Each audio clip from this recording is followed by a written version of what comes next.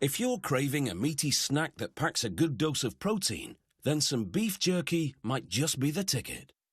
Eating dried, cured strips of meat dates back to the ancient cultures of South America, and it's thought that jerky may be an English mispronunciation of a native word for burnt meat.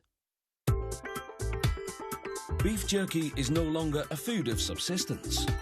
It's now a popular snack food that comes in a variety of flavours. The process starts with beef rounds, a lean cut from the muscular hind quarter of the cow. There is just a bit of fat, enough to give the meat good flavour.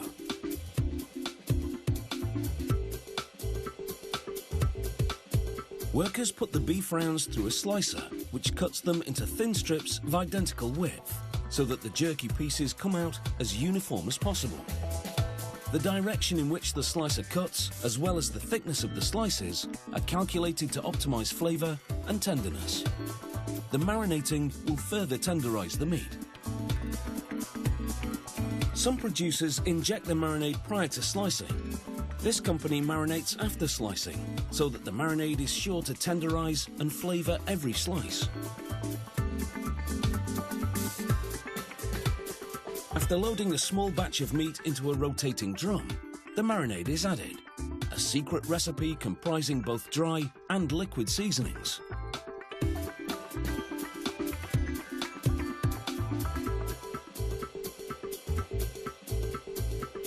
The meat and marinade spin together for over an hour, and by the time the strips come out of the drum, they're soaked in marinade.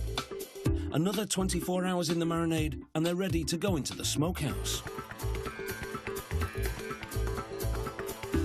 Workers lay the marinated beef strips on stainless steel rods. They're spaced well apart to allow the hot air to penetrate from all angles. Once they fill a rod, they hang it on a rolling rack.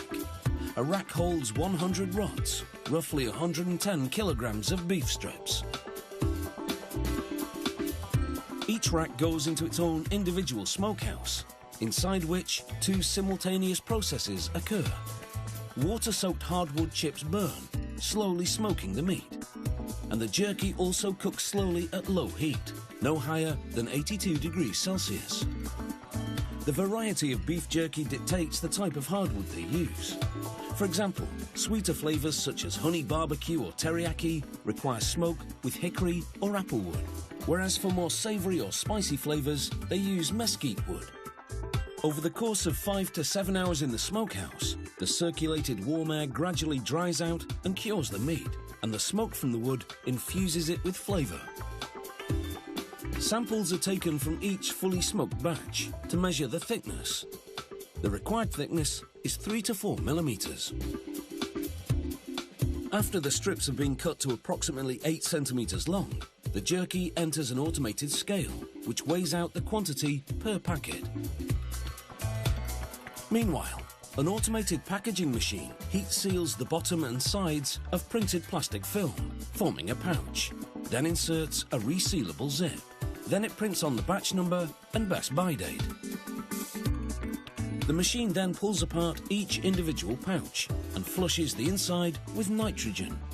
Nitrogen forces out fresh food's worst enemy, oxygen. Then the machine drops in additional ammunition, that tiny oxygen-absorbing packet you find. Now the pouch is ready to receive its beef jerky.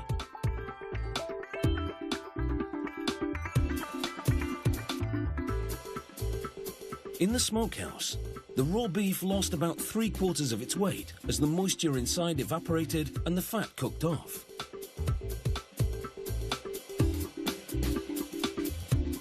The sealed pouches are now moved to the boxing and shipping area. Every 5 minutes, quality control technicians take a sealed pouch off the line to measure the nitrogen and oxygen levels inside. Earlier on, they tested samples from every single batch coming out of the smokehouse to make sure the slow cooking process killed off all the bacteria in the beef and dried it sufficiently. The jerky can boast a shelf life of 14 months. There's food for thought. Chew on that.